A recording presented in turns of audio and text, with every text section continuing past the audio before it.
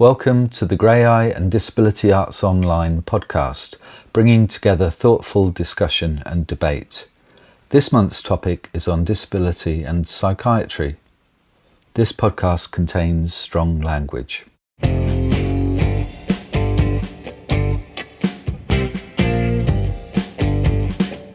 I'm Colin, Hambrook, editor of Disability Arts Online, and in this issue I'll be talking to writer, visual and performance artist Gobscure. His work has featured on the pages of Disability Arts Online over many years, and his plays have been staged by a number of companies across Europe and in the UK. He was a Jessie Kesson Literary Fellow at Monarch Moor, Scotland's Writing Centre, in 2016. His play, Collector of Tears, was awarded the Best North East New Play of 2014 by the British Theatre Guide. Described as a theatrical Orlando for our times, it's a warm-hearted play about history, oppression and loss, in which its protagonist, Tanya Salt, tells stories of love and resistance, packing over 300 years of history into an hour's monologue. I first reviewed Wings Are Giving Out, his third poetry collection published by Screv Press back in 2009. Gobscure's writing spins around a joy of playing with words, manipulating language in clever and beautiful ways, and telling stories of the cruelties of modern-day life and psychiatric oppression within a context of the voices of historical artists from Lorca to Voltaire and Eva Svank-Meyerova, to name a few. In this podcast, we'll be discussing psychiatry through the lens of the social model of disability. We'll be talking about language, the languages around mental health, and how Gobscure's writing has been influenced by that of historical writers such as Mary Wollstonecraft, Jessie Kesson, and poet John Clare, whose Asylum Breakout and 5-Day Walk to Freedom in 1841 was a starting point for his show Bastille's England. First off, we talk about the name Gobscure and how it came to be. We do stuff with words and sometimes without words, but kind of comes from words, language, languages, sometimes making language sing, sometimes reframing narratives, turning things around. And a whole bunch of stuff was this thing about colliding two words together, two real words that exist, and gob and obscure, and so just Gobscure stuck because it's gobby but obscure. So together in London for their Disability Arts Festival a couple of years back, exhibited 54 of these pieces, and so that there was like prison, so prison and song. So it's a whole bunch of real English language words, and of course the English language isn't the English language, it's German and Icelandic and Transcaucasian and the rest of it. It's come from everywhere, but prison, so it's turning things around. So it was turning prison into song, it was being gobby and obscure, it was just a whole bunch of different words, and the word kind of stuck and things have gone out under that name, and it seems useful or easy. It's it sums up what we do, I think. Gobscure, you're a performance artist, a writer, a visual artist. You've been very prolific for the last couple of decades, and mostly thanks to caffeine and obscurity and not having enough friends and not sleeping enough. So yeah, we just try and do stuff. When you're well, you just try and put something out there in some way, shape or form. Starts probably, as I say, from words, but sometimes there are fewer and fewer words and more visuals, or more sound, or more performance. But it's not, just hate being boxed in. I think we're all boxed in and labelled and pigeonholed and often categorised and often mislabelled. I think we're going to come on to the diagnostic and sadistic manual, DSM of psychiatry, and I hate being boxed in. It's just, you can't confine people. We're messy. The governmentals currently, they're not a believer in friction. They like friction less. They like less friction, and humans are about friction. We're about messiness and about all those issues and problems and whatever, but friction also likes fires. So just trying to do stuff, trying to make sense of the nonsense out there. The world's insane, the world's mad. We're not mad, we are made. We're driven over the edge by that, and just trying. The only thing I know is that I think we're born with a voice, and I think basically we're silenced as soon as possible. So different bits silence whichever bit of us. It may be church, it may be state, it may be education. Sometimes it's family, sometimes it's the various medical things, and that includes psychiatry. Sometimes it's life or class, gender. Basically, there is this battle. We're born, screaming and the rest of it. We're told to shut up. We're silenced. And I think the battle is to regain our voice. We've all lived, we've all got stories to tell. How do you tell that story? Arts, creativities, creative resistances, whichever bit of it. And sometimes it's more, it's more theatre, or it's more this, or it's more that. But they tend to merge. So it's really just, let's try and have more friction, not less. Let's try and have a voice. It's messiness and it's complex and not being boxed in, but it is about what the hell's going on, and trying to have a voice, but not, that is the mental distress bit, or that is the sexuality bit, or that is the environmental bit. It is like Mary Wollstonecraft. She was mad, bad, rad, bi, European, internationalist, a mother, a writer, a rioter. You can't compartmentalize, and it's really unhealthy, isn't it? It's really unhealthy to stick any of us, you, Colin, into box. Are you this, or are you that, or are you that? We're all these things. We are multiple. We are plural. We have all these bits, all these facets of us that make us fascinating and rich and complex and maddening and all the rest of it. And when you try to boil it down to labels and pigeonholes and boxes and the rest of it, it doesn't work. Gobscure's work has been influenced by writers from the 18th through to the 20th century who were survivors of early psychiatric medical interventions, notably Mary Wollstonecraft, who lived from 1759 to 1797. So Mary Wollstonecraft, she was a writer, and some of that was fiction, but based on lived experiences, as you say, people being locked up and all the rest of it, and in all kinds of oppressions and violences and so on. She was also, a campaigner, a feminist before the word even existed. She was an internationalist, so she travelled around Europe. She was in France, she was in Portugal, she was around Northern Europe. So she was, she was international. She was a mother. She gave birth to Mary Shelley, who wrote many things, including Frankenstein. And so Mary Wollstonecraft was many things. She was also written off as a hyena in petticoats. A hyena in petticoats. A hyena in petticoats. So this was the way to silence her. This woman she was bisexual, she was mad, she was rad, she tried to kill herself. She was all these things, struggling and glorious and amazing, an incredibly hard life. And she was erased, she was rubbed out, she was, tried to destroy all these things, all this messiness, and call her a hyena in petticoats. And I don't know how... Where did that accusation come from? It was it was the politicians, it was the males on the hardest right writing her off. And I can't remember. I'm also suffering a lot of memory loss, so I literally can't remember who said it. But basically, they did say it in print. They called her a hyena in petticoats. Here in 2019, Common Era Britain, I think Europe's a bit of a thing just now. I think, madness, badness, radness, bisexualities, writing, rioting, all these sorts of things. I am celebrating being a hyena in petticoats.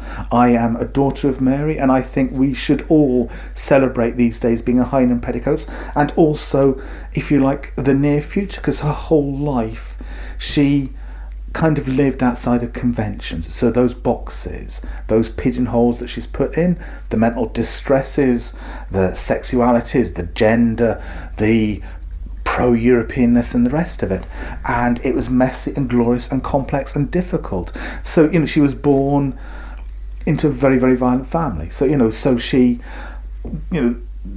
not just patriarchal times and the rest of it, but also individual violence, threat, abuse, alcoholism, gambling, the whole rest of it. So she was moved around the country. She ended up just outside Beverley, so 12 miles north of Hull, and that was where she met a friend and a friend's family. They gave her a library, so so they had a library of books. This is 200 and however many years ago. She read. She was given words which gave her the world, which gave her asking questions, which gave her her oppositional defiance way back then. So I went through hell, and a couple of years after that, so when I'm probably sort of 15 or something like this, a whole bunch of mostly accidental and miraculous, amazing, incredible things happen. And one of them, just coming across people like Tom Paine and Mary Wollstonecraft, and this person written off, erased, these things totally different to us, but trying to kill yourself, all this kind of stuff, bisexual, whatever, and just going, wow, this person was, but also is amazing. And also just that image, hyena in petticoats, how beautiful, brilliant, fantastic is that? Let's be hyenas in petticoats, and I've held on to that for 30 odd years. I asked Gobscure about his play Collector of Tears. So your question was actually about the last play, Collector of Tears, which is published, which went out on tour, and I think you saw it in Brighton. It was North East Play of the Year. And, so that play, it's really about the radical history of the North, radical history actually out of Sunderland. So one of these things, we tend to attack places, slag them off, and Sunderland, incredible, beautiful places. Sometimes this reclaiming or turning things around or finding the bigger, wider truths. So wrote this play about someone who's never cried, so they've never aged, and they've travelled across the course of hundreds of years of England. So this whole thing of radical England, they haven't gone to Ireland, they've had a love for something, they have gone into Wales. So this whole geographic territories and borders, boundaries, they are playing with that. But it's the radical histories, amazing people, especially coming out of the northeast, especially out of Sunderland. Also about bisexualities, including Shakespeare, including Mary Wollstonecraft. Mary Wollstonecraft did attempt to end her life, and my fictitious character did help rescue her. So you're absolutely right. This person, the Collector of Tears, she went through history collecting tears. I commissioned a set of tear bottles, and one of them was for Mary Wollstonecraft, this amazing, incredible, brilliant, beautiful, maddening person who gave us so much, and has also, is giving, I think, Britain and Europe and the world so much stuff right now. And the play, this person finally starts to cry, and that allows them to age. And that is the 22nd of the 11th, 1990, the day that Maggie 1.0, because today Maggie 2.0, Teresa, has just resigned. So there you go. So yeah, a play, epic time, 300 plus years, a person's never cried, bisexualities, radical histories, poetry and myth and love, and those true moments in time that have happened, founding of the NHS, the Levellers, all these different real things, but a mythical person, if you like, who could then experience all those things. So yes.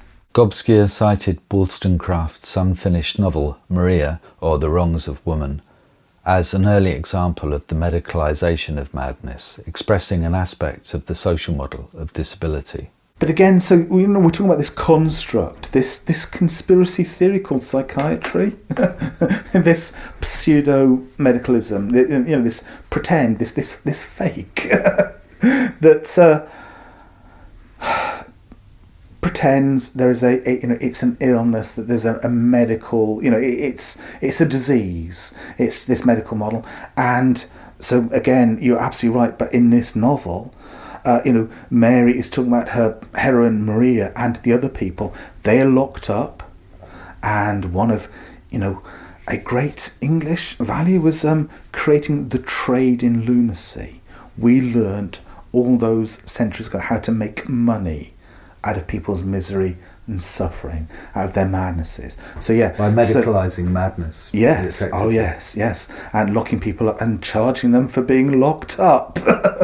And yeah, so she's locked up, and she is talking about the social circumstances that brought her to it, pregnancy and wedlock and grief, and the other people locked up. So this whole thing. It's not mad; it's made. So here is the social model of disability. Here are people, oppressors, locking people up X hundred years ago to earn money out of it, pretending there's something wrong with it, in terms of there's something wrong inside you and the rest of it. These are people who have lived. These are people who have been hurt. These are people suffering. And she talks about some of these things. And so some of them are autobiographical, things that, we know that she went through this stuff. So she is talking about violence, domestic violence. She is talking about grieving, sort of people dying and the rest of it. Talking about childbirth, talking about poverty, talking about abuse, all those sorts of things. So yeah, she went through it, lived experience for real. She knew that those sufferings, those pains, those sorrows, those hurts, those, whether individual ones or societal ones, they drive you mad. They drive you insane. They drive you over the edge, and yet you get locked up and then mislabeled and abused further, and good money, made off you. So yes, that is what that unfinished novel is about, and it is beautiful and haunting and harrowing. And one of the phrases that is used then is the Bastille. John Clare used the exact same phrase. Of course, the French Revolution, around that kind of point in time, and this, whether we're imprisoning people for quote-unquote madness or quote-unquote badness, locking people up, chaining them up, locking them in, taking away their human rights, taking away freedoms, dignities, the whole lot of it. She went through it, she knew it, and she wrote about it, and these things, she was feminist way before the word, social model disability way before the phrase, and the rest of it. He went on to read an extract from the performance piece, Hyenas in Petticoats. Hyenas in Petticoats, from a daughter of Mary. In the last year of her life, she travelled around North Europe with her daughter, the brat, Mary Shelley. And she wrote her most successful book then, 25 Letters. We've remixed them. We'll start with number 18. It sounds remarkably like now. Tents on a wide plain, bricks for fallen stacks of allure, ravages suckle many of the poor. Artist's book, soundpiece, soundscape. Buy, buy, buy, buy, buy. Buy? Would you buy? Or are we by, made by, or bisexual, bisexualities? She's a demonstrator. Here are a range of demo placards updated to now. I think we should frock up with petticoats. I think we should rock up, put on our hyena masks. I think we should ask more. I think we should demand more. I think we should be carrying placards like these. Rich now stay in boutique hotels, aka ex-prisons and asylums. I think we should ask the lanyard wearers not to unite but to untie their lanyards. I think we need to ask more coppers, can you be arrested for impersonating a police officer? Impersonating a police officer is a crime. I reckon a lot of them are impersonating police officers. I think they should get nicked. You keep asking, why are you crying? When you've broken our writing hand so many times. But.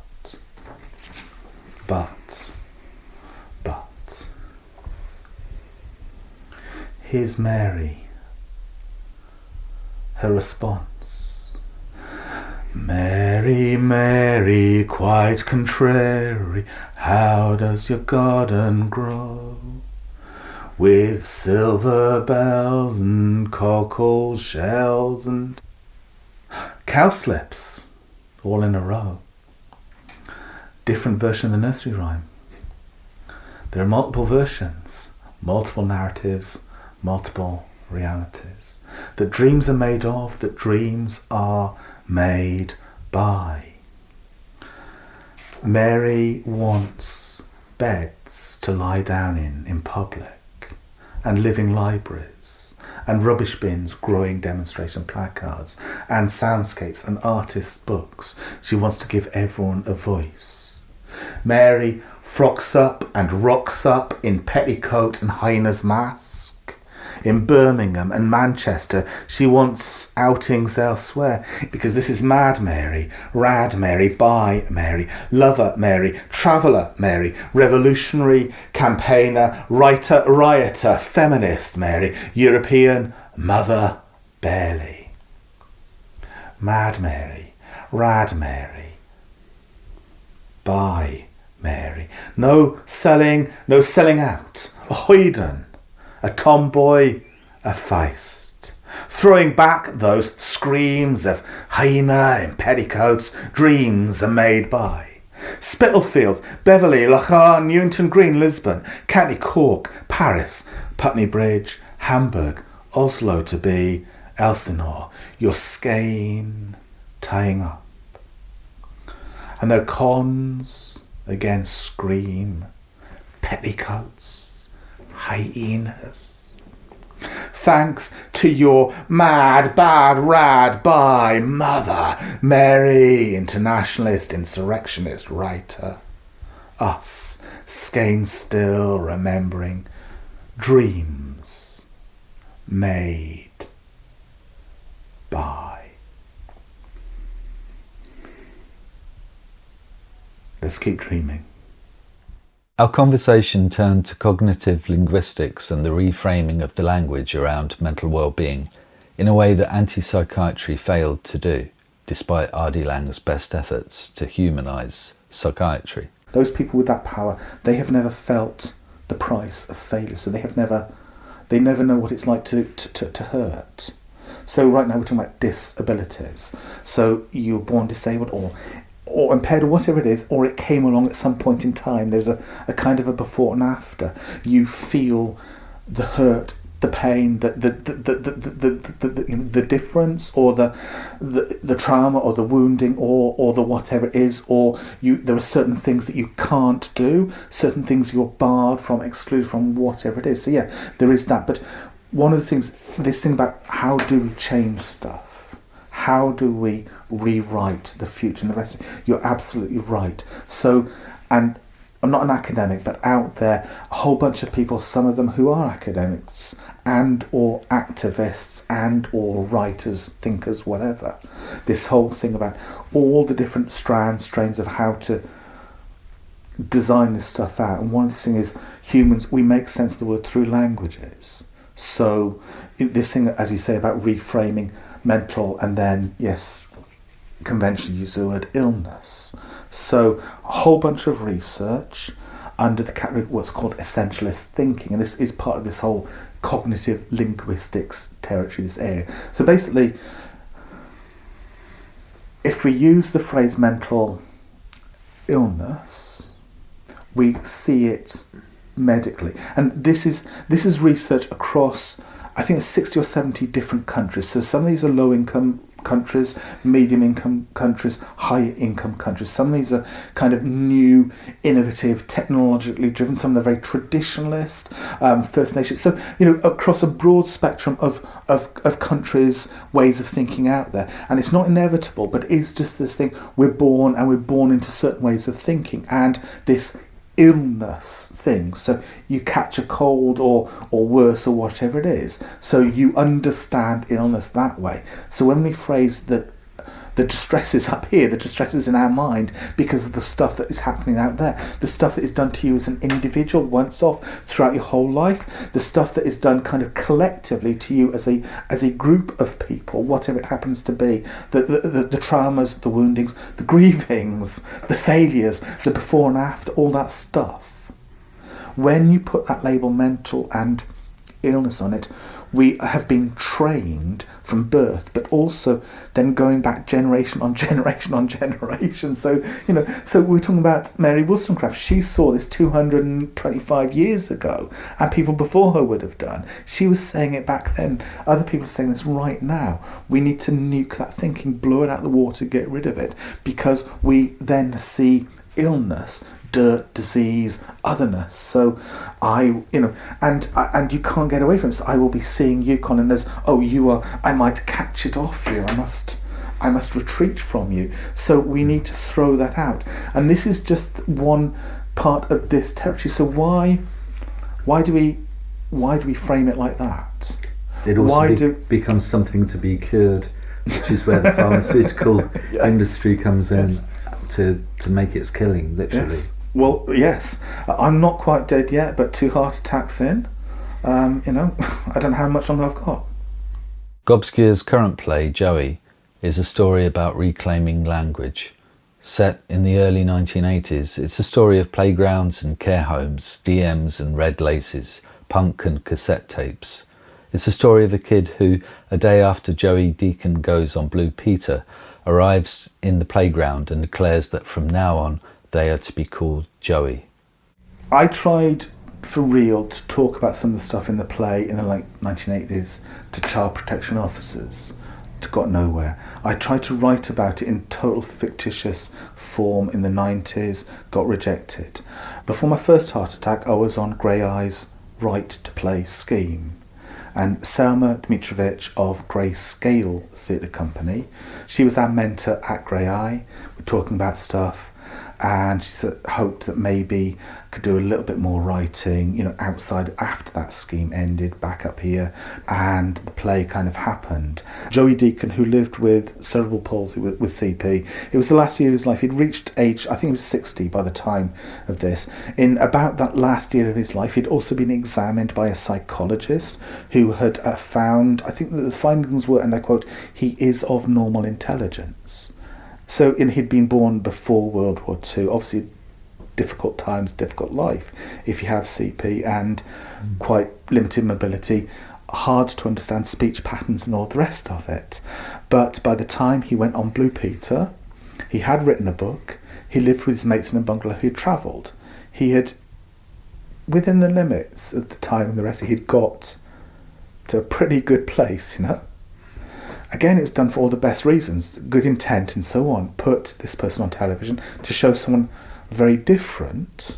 And, we are talking about, decades ago, so incredibly different ways of thinking and all the rest of it. So within the limits of the time, kind of a positive thing, a positive attempt, put this person on television. And it was good and it was positive. And again, and this is the thing, I think we're talking before the tapes are rolling about, if you like, cock up versus conspiracy. Most stuff, frankly, is cock up. Most stuff is kind of accident. It's not even people trying to do harm or be evil. The playground chant of Joey, and obviously it's said in a certain way with certain movement, sound and all the rest, so I'm not going to do that. But, and as if you like, in inverted commas, an innocent, so people weren't even trying to cause harm. It's just this mindless sort of, it's funny to do that. So, and people still remember it. Still people do that today. So there is this BBC high up attempt to do positive. People just doing some, but, and these are these moments, these incredible, amazing moments. I had a mate. They came in the next day into school shouting their head off. They shouted the old terms of abuse. And then they shouted Joey. Fuck the lot of yous. I'm a Joey, I'm Joey. They had read the future. This nobody, in inverted commas, this nothing, this person written off by the system, school, state, the whole lot. They had read the future, just that little tiny bit. They knew what was coming. They knew that was going to be the next term of abuse for them and us too, because it was just a generic term. It doesn't matter whether you have a physical difficulty, mental health issues, learning disability, whatever, it's just a generic thing. They got in first, they reclaimed it before it even became a term of abuse. And it was like, fuck, you can do that with words. You can get in there, you can do that with words, you can reclaim things, you can turn them around, you can take them back, you can deny them, you can defy them, you can question it, you can do anything with that. And you get your power back, and you can't have it taken ever. You can have it diminished. You can be threatened and the rest of it, but you can keep hold of that. And that was that, just one, you know, like Mary, and there's all these books, you know, Tom Leonard, all these people, Jesse Kesson, Gwyneth Lewis and so on, those moments in time coming across that, going, you can do that. That little bit of power, yeah, we're powerless in so many ways, but that moment of that hope, that respect, that dignity, that thing, that reclamation, taking it back. And this is this thing about the narrative. We are fed one narrative. There are so many others. Let's rewrite it. Let's turn it around. Let's take it somewhere else. Keep hold of your Joeys, your Mary Wollstonecrafts, your whoever it is. They may be incredibly famous people. They may be just someone who, if you like, had nothing, and they still kept going, they still kept fighting. Who were those people? What were those fixed moments in time and space, despite it all, that your life turns on, that keeps going, that gives you genuine strength, you are shown a different way, a different possibility, a different direction. It's not the binary, it's not like that. We can take it over there, we can go somewhere else, we can do something different. Keep hold of that. With reference to language and the labels we imbibe, Gobscure moved on to talk about another of his literary role models, Jesse Kesson, who lived from 1916 to 1994, whose life he coincidentally shares some connections to. Jesse Kesson, the labels that she applied to her life were slum child, orphan, kitchen worker, asylum mad, farmed out, cotter wife, mother, life model, social worker, writer, and Ootlin. Ootlin, which is sort of north of Scotland for outsider. So Jesse Kesson was born into a slum in Elgin, so just along from Inverness, in I think it was 1916, so 103 years ago. And in 2016, we had the poshest job title ever. We were Jesse Kesson Literary Fellow at Monarch Moor, so that's Scotland's new writing centre. And it's one that you get given a space to live for a month, some food, a bit of money, and in return you're supposed to do work, do a little something. But yeah, so Jesse Kesson, born into a life of disadvantage, and that was 100 years before we were the literary fellow for her. So all these issues, all these problems, all these negativities, all the rest of it, very hard life. All she wanted to do was dream and write and get an education. She was denied it. Despite that, she fought through. She did, and she wrote nature writing, and she wrote poetry, and she wrote radio, and she wrote novels, and she wrote about all kinds of topics, all kinds of subjects, and later on in life she got honorary doctorates. Basically, she was slave labour as a child, and she was kept in sort of in this hostel, and that hostel in Scotland, in Aberdeen, then became the Community Arts Centre, and then became the Lemon Tree Theatre, and that was where I first encountered the term disability arts and being disabled, and that's it thanks to Canduco Dance Company. But I was in the same space where Jesse Kesson kind of, if you like, formally flipped over the edge, attacked the matron, and then, whether it was self-harm, suicide attempt, whatever, but she got locked up in what was the then asylum. I was treated or mistreated, what have you, in the same hospital, but many decades later. So all these weird, wonderful crossovers. But one of the pieces of writing is a radio play called Somewhere Beyond. So she wrote this in the mid to late 50s, talking about her experiences locked up in an asylum 20 years before. It got broadcast on the BBC in about, I think, the early 1960s. This is The Beeb, decades ago. And questions were asked about, yes, this subject matter is important, but is it really fit? Is it really suitable for broadcast? Because here is a survivor, so I'm putting that word on, I don't know, she called herself Asylum Mad. But, so I'm saying survivor or, lived experience, whatever you want to call it.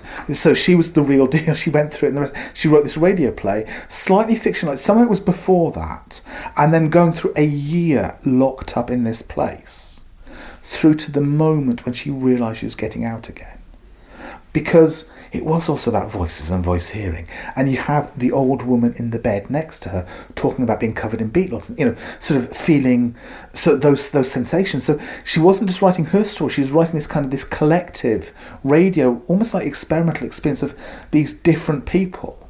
And also the work, because of huge agenda, the work men repairing things outside.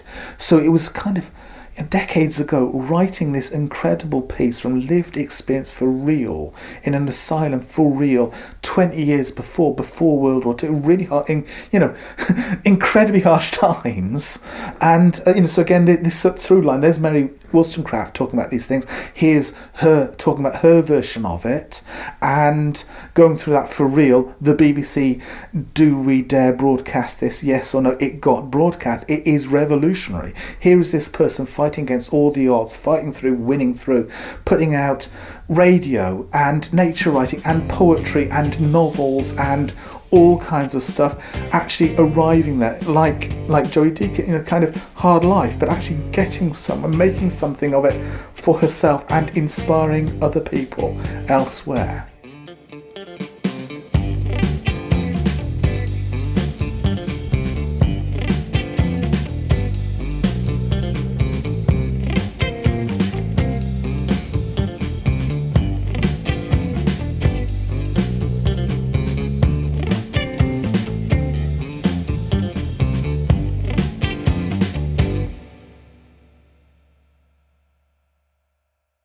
Visit greyeye.org and Disability Arts Online for details of productions, events, interviews, opinion, reviews and learning opportunities.